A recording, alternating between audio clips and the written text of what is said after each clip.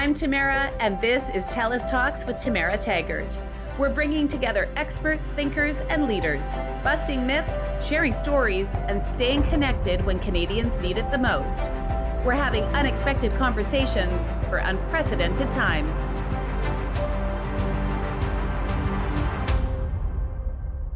Hi, everyone. Today we are talking with one of Canada's leading tech entrepreneurs, Lane Merrifield. Hi, Lane. Thanks for joining us. Thank you for having me. It's great to chat with you. Yeah. So listen, you had COVID-19. How are you now? You look great. Thank you. I'm feeling a lot better than I was, that's for sure. I ended up catching it in early March, I should say kind of mid-March, right before all the lockdowns started. So I went on a ski trip here locally in BC. At that point, the only warnings were around international travel, so I thought I was safe. And they had simply asked that everyone else who came to the trip hadn't traveled internationally. Someone ignored that. Someone actually came up with symptoms. And unfortunately, they were with another group, but 9 of the 12 guys in my group ended up catching it. And and so it was a couple of weeks. It was kind of crazy and one of the worst flus I've ever had, that's for sure. Anyone who says it's just like the flu hasn't had it yet, that's for sure. Right. I have 2 girlfriends that also had it, and around the same time as you, mid-March, and they are still dealing with the after effects of it. Are you finding that too?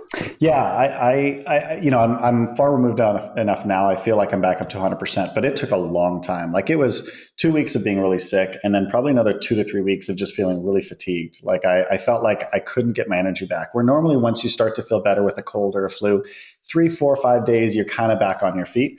This took probably 20 to 30 days before I felt 100% again. So did you do any time in the hospital, or were you at home? No, I was purely quarantined at home. I quarantined myself as soon as the lodge figured out that this person had symptoms, they helicoptered him out of there. They evacuated the rest of us, and I immediately put myself into quarantine, just not knowing what was going to happen.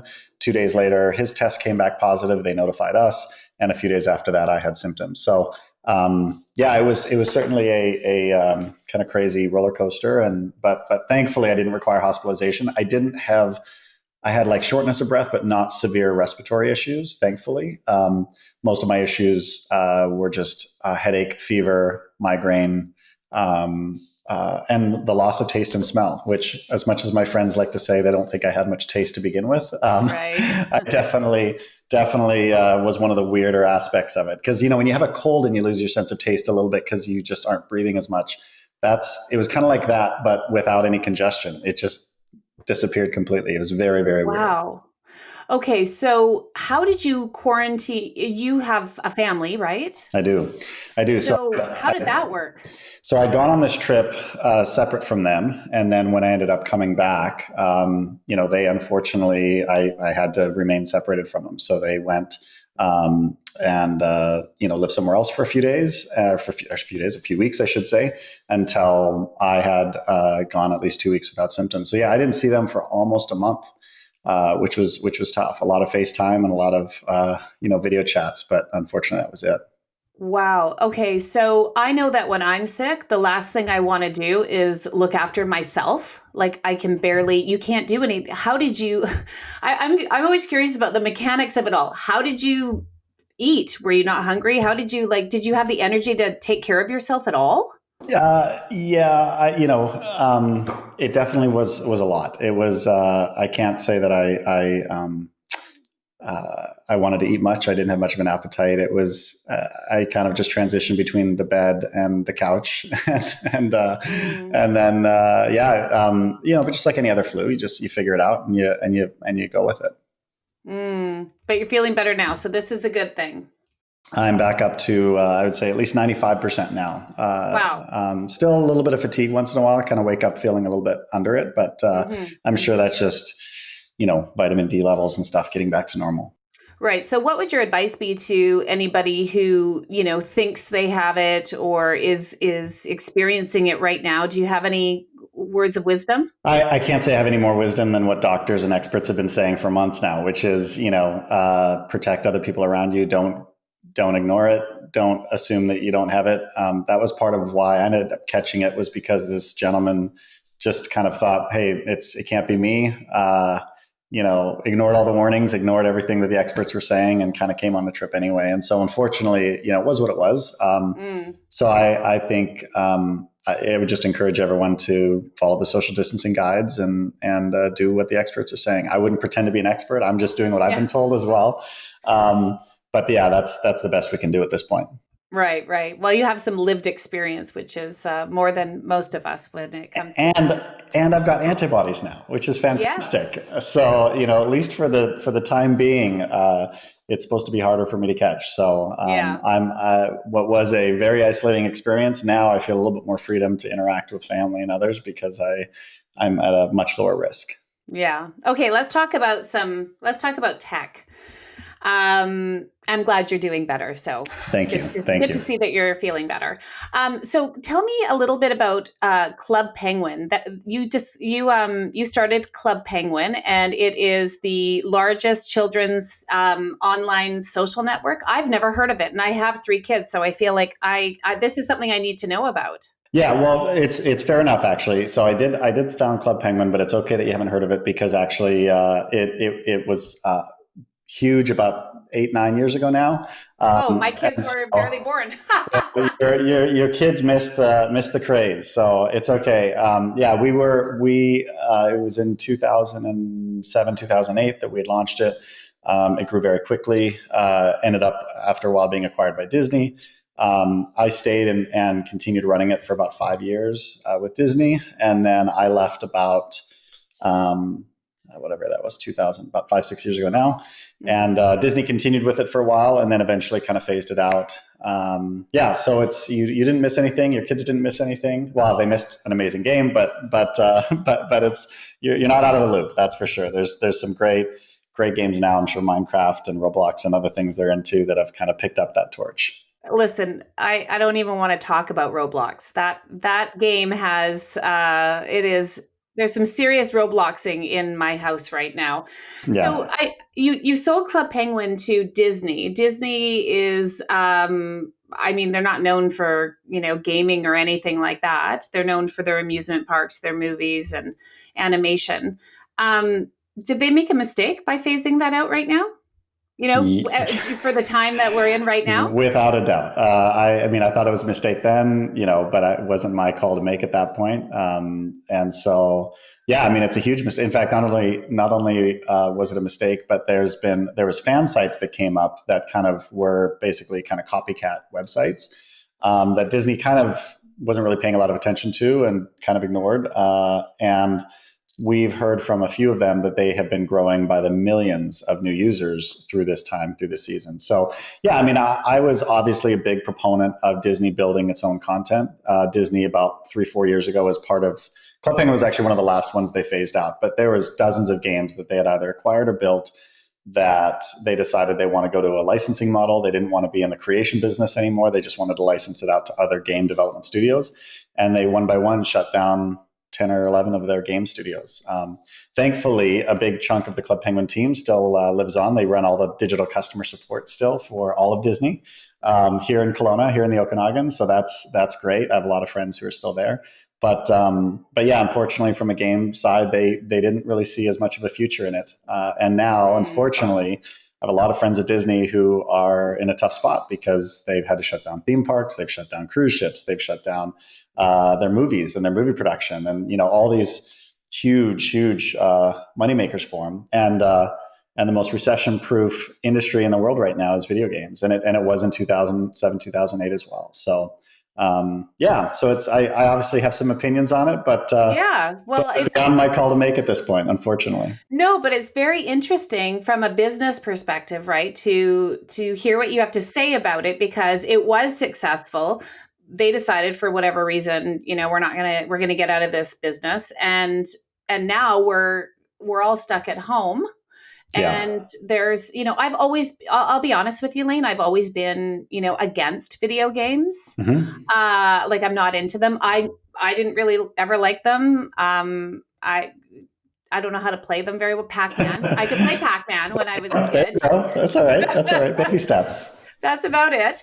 But now I feel like, it's not only is it everywhere, but I'm watching my kids navigate something that is really interesting. Like, Yeah. even with, I make fun of Roblox, but, my 9-year-old is building houses and this and that. And I mean, I don't know how she's doing it all. It's fascinating for me to watch. Is it, I mean, you have kids, so how does it work in your family with video games, how much time they spend online, all that sort of stuff? Where are your thoughts on that? Yeah, well, I've got a 14-year-old and a 17-year-old. My 17-year-old actually was the inspiration behind Penguin for me and for my co-founder. We both had kids who are identical ages, a few months apart from each other, and so for me, Club Penguin was something that I built for him to create a more social, safe experience for him, and the rest is history. I grew up playing video games. I was never a big TV watcher. I mean, I'd watch Saturday morning cartoons with everyone else, but then the rest of the time I was playing video games, and video games are not what they used to be. That's the other thing too. The gaming industry, a couple of fun facts. Number one, the video game industry is larger than movies, music, and all of professional sports combined. So it is a massive, massive industry. And most people don't realize that. They still kind of put it in this like weird kids thing over here. And it was funny because my son is actually going off to school, he graduates this year, going off to university to study game development. And some people thought, I had a few people ask like, well, boy, that's pretty niche. Like that's, there's a whole school on that.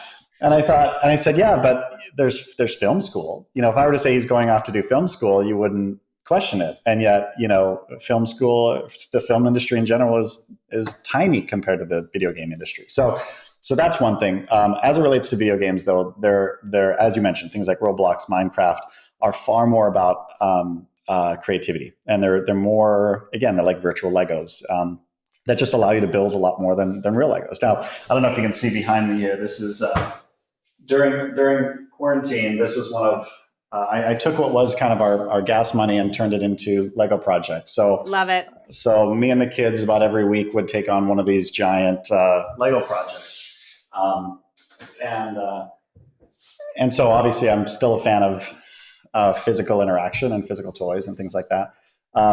But video games, it's been proven and studies show taps into a different part of the brain than say television and others. I'm a big fan of everything being in moderation.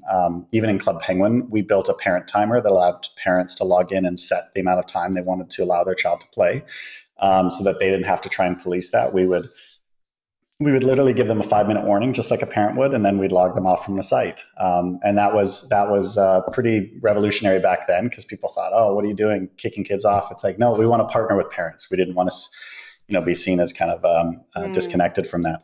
So, honestly, if it comes down to like my kids sitting and watching, TV for 2 hours a day, or sitting in front of a computer building their own amusement park inside of Minecraft, I would much rather have them do that. I don't believe in them gaming, doing video games for endlessly any more than I would want to see them watch TV or movies endlessly. So I think as long as it's in moderation. That's reassuring to hear you say, because I mean, I think I'm one of those people that has a bad feeling about video games, because that's what I've been taught through other forms of media, that, kids get addicted, or these first shooter games, or they're violent, and this is why kids are violent, and, all these things that you hear that come at you. And when you're a parent, you want to make the right decisions for your kids. And so I really struggled with it. But for Christmas, my 12-year-old son got an Xbox. Mm-hmm. And he doesn't know the password to get into it, so I have to do that. And that's how we limited it, right? That's great. But here's the interesting thing, Lane, and I want to know what your opinion is on this. So my son has Down syndrome, and it's when he plays with his friends and stuff, they play and it's all great, right? But his kids are obviously, their language is better, their speech is better. There's a lot of things that are easier for them to communicate that he can't quite keep up at. But when they play on the Xbox, it's all equal. Yeah. Because Yeah. my son is so good at the WWE and, all these other ones. It's Yeah. amazing what he can do. Yeah, it is a great equalizer. We used to partner actually with the Autism Foundations, both in Canada and the U.S., with Club Penguin, because we would receive letter after letter after letter from parents who had kids that had different, very special needs, but autism especially. We would get a lot of letters because they'd write us saying things like, my son hangs out with his friends every day after school on Club Penguin, and this is the first time he's ever hung out with friends after school. It's the first time he's ever had friends because of some of the social difficulties that came with that. And so we actually partnered very closely and wanted to and actually the only time we ever brought something from the outside into Club Penguin was we brought in a puzzle shirt, which represents autism, Yes. that penguins could wear because we knew we had so many, millions of kids who had various forms of autism on the spectrum. And yeah, I mean, it is a great equalizer. It allows kids, people think, well, yeah, it allows you to go, well, you mentioned the violence in video games. It's no different than violence in movies or violence on TV. I wouldn't sit down and watch The Walking Dead with my 14-year-old daughter any more than I would, let her onto a first-person shooter game. But it doesn't mean that I wouldn't enjoy The Walking Dead, or Right. some other TV show that has some violence in it, or playing one of those games. The same kind of policies apply. And unfortunately, though, there's been a lot of hype. There's been no scientific evidence of any correlation between video game violence and real life violence. In fact, some of the most violent video games are played in places like South Korea that actually have some of the lowest levels of violence in the world. Hmm. So there's actually some interesting facts that come from that. Again, I'm not saying just go put your kid in front of any video game that's out there and it's not a big deal. It is a big deal, and it definitely, everything needs to be moderated and needs to be thoughtfully approached based on what your perspective is as a parent, what you believe in for your kids, but there's so much stuff out there. Again, Hmm. for your son to be able to jump in and play with friends and really do anything outside of the current restrictions can be kind of magical. I mean, kids Yeah. can fly around the world in Minecraft. They can create and build these incredible structures that are endless. That the only limits are their imagination. There's something amazing that comes with that. The other thing is there was always a stigma about that video games are very isolating, and that was true years ago when they were very single player games. But now my son, especially during COVID, he'll spend a couple hours a day with 7 to 10 of his friends from school, and they'll go on these great adventures together through video games. And that's something that he wouldn't call 10 of his friends and say, let's watch a TV show together and I'll hang out on the phone. They end up, going on these quests and trying to discover new things and playing these games together. And it's an incredibly social activity, far more so than it was even 5, 10 years ago. Well, I think people like me, parents like me, I remember Pong. Okay, Mm-hmm. so I remember when my neighbors got Pong, and it was the biggest thing to hit our neighborhood. That little controller that had the wheel on it. Oh yeah, I had it. It was a big deal. And so it's changed. It's Yeah, changed a lot since Pong and asteroids and space invaders and all of those things. So I really appreciate your perspective on it because I've always looked at it with a negative lens. for sure. And I've never really challenged myself to look at it the way you just explained. And that makes me feel a little bit better about him. And we do really well at sort of monitoring his time, and he's pretty good about it too. Do you think kids are good at monitoring their time, or can they be? I think they are if you train them to be. My son, we used to always say like, "Hey, are you getting what do we used to call it when he was younger? Are you getting game brain? Meaning like you spent 2-3 hours and now you might be a little bit grumpy or you might not be as connected to the rest of the family. Like, okay, it's time to take a break and step away." And we tried to just teach him like when that was coming, and also had pretty strong consequences for saying, hey, we're not going to warn you 10 times to tell you. Like when we say it's dinner time, you're there. And if you're not there, then it's going to tell us that we now need to control this more, which means, your computer or your Xbox is going to disappear for a week or two. And I think he learned very quickly, like, how to prioritize. Like, okay, family time is a bigger priority. And so when mom or dad calls down and says, yeah, it's time for dinner, or yeah, we're all going to play a game together, or we're going to do something as a family, he knew to get off pretty quickly and not just kind of keep punting it down the field, as it were. So yeah, I think it's again, and I'm not going to sit here and say, the more games, the better, all of that. I think it is one form of entertainment. It's one that happens to engage some, in my view, more active parts of the brain than just passive watching of a TV show, or even sitting there and watching YouTube videos for hours on end. I think, and personally, I'd rather see them more engaged, see them more social than just passively watching. But that's, again, that's up to each parent to figure out for themselves. Absolutely. Okay. So technology, it's funny.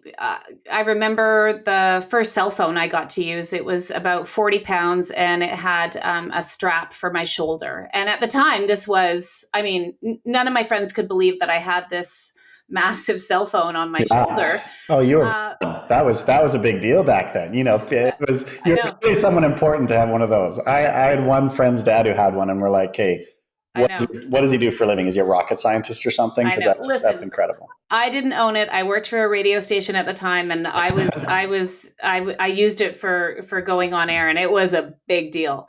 Now, all of a sudden, we have things like Zoom. I mean, I didn't know Zoom existed until this pandemic started. Oh, yeah. So, talk to me about, we know where we've come, and Zoom seemed to come out of nowhere. How do you people like you figure out where we're going or what's next? Yeah. Well, I kind of have a bit of a philosophy on this that dates back to even before Penguin, others. I mean, one of the reasons why, when Steve Jobs came back to Apple, that was one of the first times that I started to invest in Apple. And the reason why is because I believed very strongly, regardless of, some of his personal issues or habits or problems, he had a firm belief that technology, that we needed to move beyond a season and an era where people had to wrap themselves around technology in order to make it work. If you think back to, like, I had an old Commodore 64 or an old Windows or an old DOS machine where you'd have to sit there and type in the commands in order to do anything. And that was when it was like, okay, this machine exists and you have to figure it out. You have to wrap yourself around it. We then went through an era, and I think in large part to Apple and others, where the technology got sophisticated enough that it could wrap itself around us. And so we didn't have to change and augment ourselves to fit with the technology. The technology more and more augments itself within our world. And that is only continuing to perpetuate. Now it's happening with voice. It's happening a lot through things like Amazon, or the Amazon Echo and Home and Google Home and other things. In fact, even now, I don't know if you'll be able to see this, but I could say, Alexa, turn on the living lights. There we go. And all the lights just came on in this room. So things like that and I have that throughout my house, so I can make changes and modifications by voice. So I don't have to open up a screen in order to do things like that. And that's becoming more and more pervasive. I think that trend is only going to continue, which is good, because I think what is happening is now we're exiting the time of kind of the merger of technology, where it was like, first we had to warp ourselves around it, and then it started to wrap itself around us, but we still had to kind of figure it out. And now it's going to become almost more and more faded into the background, and our humanity is going to take center stage. And the technology should just kind of fade away and just be there. You almost, I don't know if you saw any of the Iron Man movies, but he had Jarvis, which was like this character, this computer in his house that, as he was building out these Iron Man suits, it was like just always there for him to talk to and bounce things off of and command and say, hey, do this and do that, with robots and things like that building around.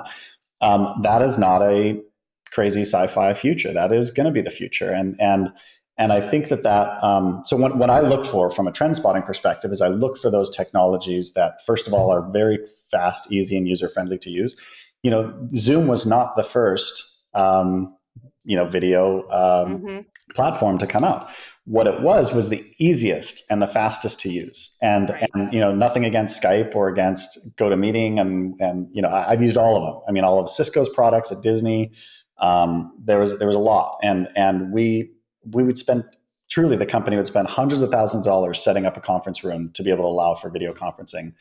And Zoom came along, and you just clicked a button and it just worked, and it was high resolution and it sounded great, and you didn't have to think about it or why. And we, as a company, have been using Zoom for the last few years. Obviously, now it's kind of taken off.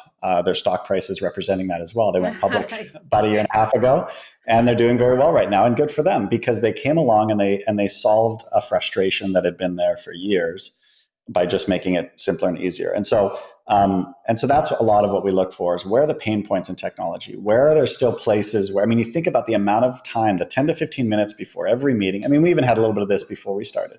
The 10 to 15 minutes before every video conferencing meeting to just figure out the tech and get it to work and kind of plow through that. Think of the time waste now multiplied among thousands of offices, thousands of companies around the world, Right. all chewing up the first 15 minutes of every video conference trying to figure it out.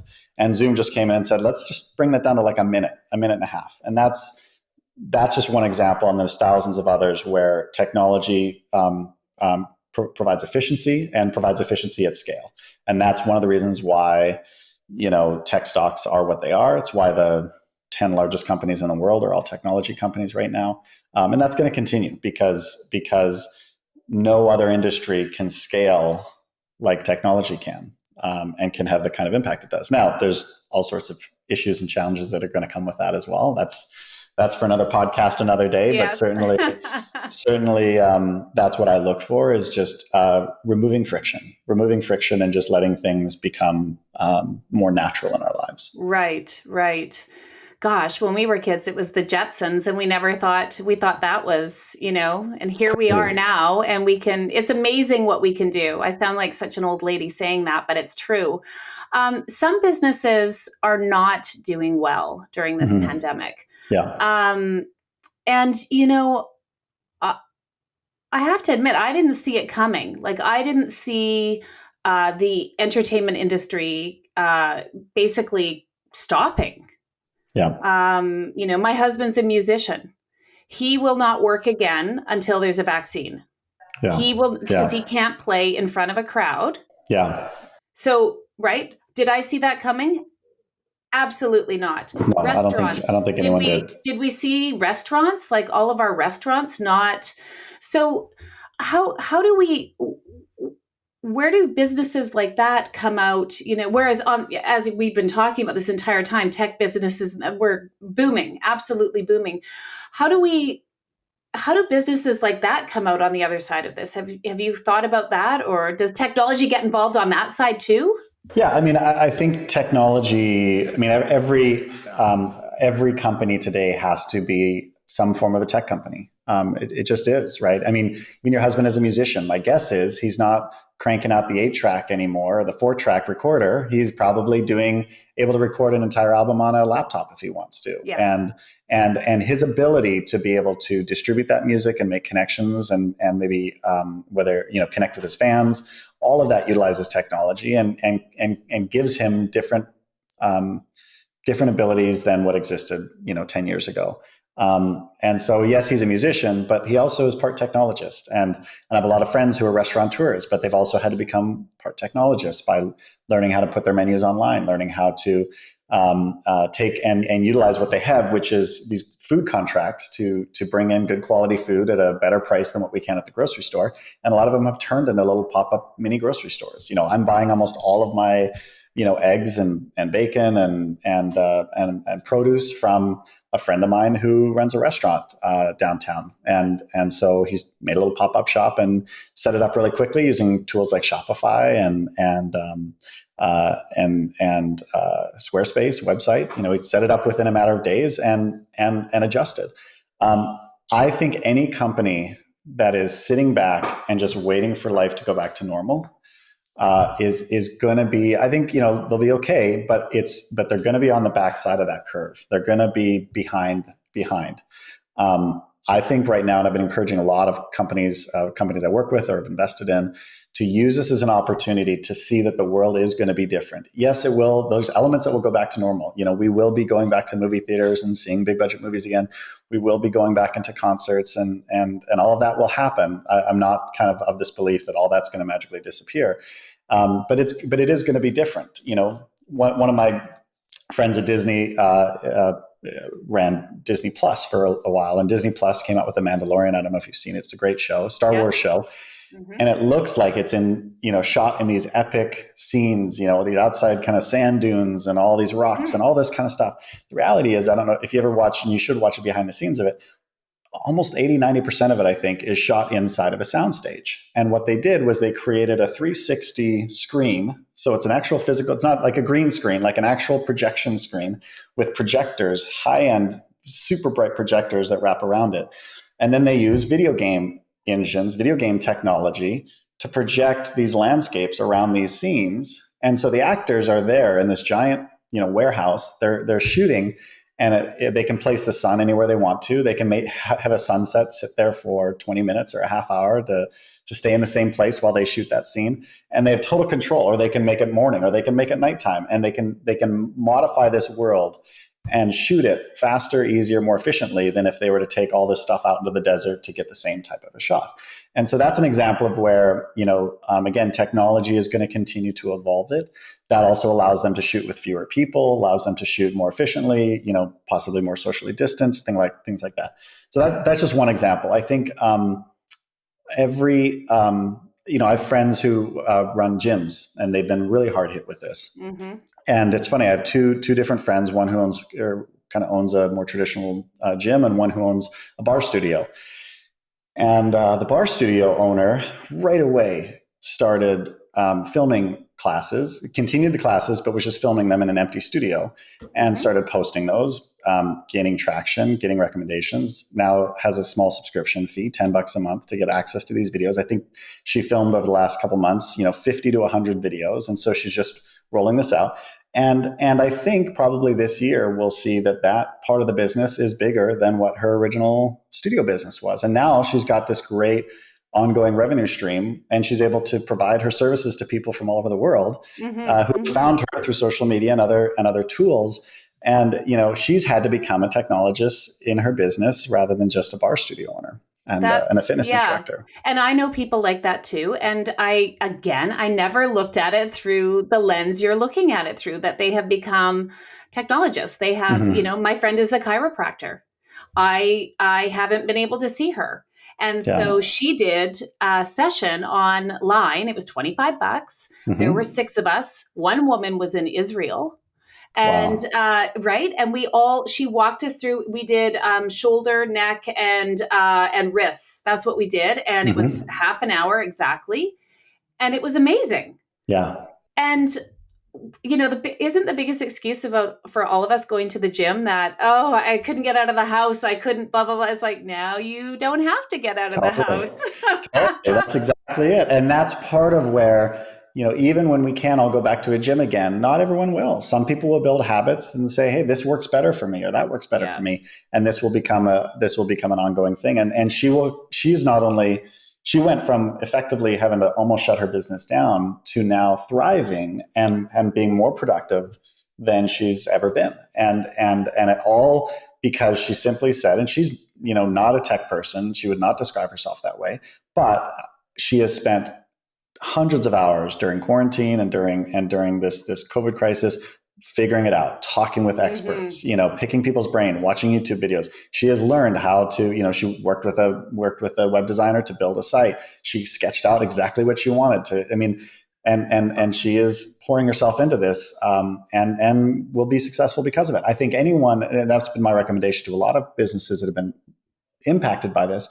Take the time, and instead of sitting back and just waiting for the world to get back to normal, take the time to figure out, how can these same assets be used in a different way? How can I take what I have access to that is unique and that is special to me, and turn that into a different type of business? How does a restaurateur who has access to produce a lot cheaper than I have access to figure out a way to become a little corner market, delivering that produce instead of waiting for people to show up at his restaurant again, Yeah. and so forth. So it's that's what I'm encouraging everyone to do right now. If you're sitting back and just waiting for life to get back to normal, parts of it will, but you're going to be behind the eight ball. Mm-hmm, mm-hmm. Okay, just before we wrap up, so you are the newest member of the Dragon's Den, right? I am. Yeah, I am. Yes, that's exciting. It is. I love it. I love it. It's been a great opportunity to connect with a lot of great people. It's been amazing to meet entrepreneurs from all around Canada, Mm-hmm. and it's just a lot of fun. I mean, I tended to be a little bit more private before all of this happened, and so it's still a little bit weird for me when someone comes up at an airport or something and introduces himself. I love it, but I'm a little bit awkward. I'll be honest. I'll just fair warning to anyone who approaches me. I'm still a little bit new at like, how do I know you? Well, oh yeah, that's right. There's this TV show, so that's a little Right. weird still. Yeah. But I love it, and I think the show does a great job. First of all, it's a show for the whole family, which I love, and it just does a great job of encouraging entrepreneurship because Yes. I'm obviously a big fan of Canada, a big fan of diversifying our economy beyond just our natural resources. And I think that is going to happen through entrepreneurs. And so the more that we can encourage entrepreneurship and the more we can encourage young people, especially to take some risks and build out something great, the better we're all going to be off. Awesome. Lane, you are very inspiring. So you really truly are. I got to admit, I thought, okay, well, he's a tech guy and we'll talk about some tech stuff. And I did not think you were going to inspire me Oh, to thank look you. at things through a different lens. And whether it be with kids and video games or whether it be like, how do you take this business and flip it so that you can, be ahead of the curve. And you have really changed my mind a lot about a lot of things, which anybody who knows me knows that's hard to do. And I'm and right there but with you. I get it. no, really, but you are very inspiring, and I can't wait to see you on Dragon's Den. So thank you so much for spending time with us. And you can follow Lane on, what are you on Twitter and Instagram, Lane? It's just my full name, Lane Merrifield. There you go. So easy to find. And I appreciate you having me. This has been a great conversation. No, it's been great. Thank you so much, Lane. I really appreciate it. And be sure to join us here on TELUS Talks with Tamara Taggart every week.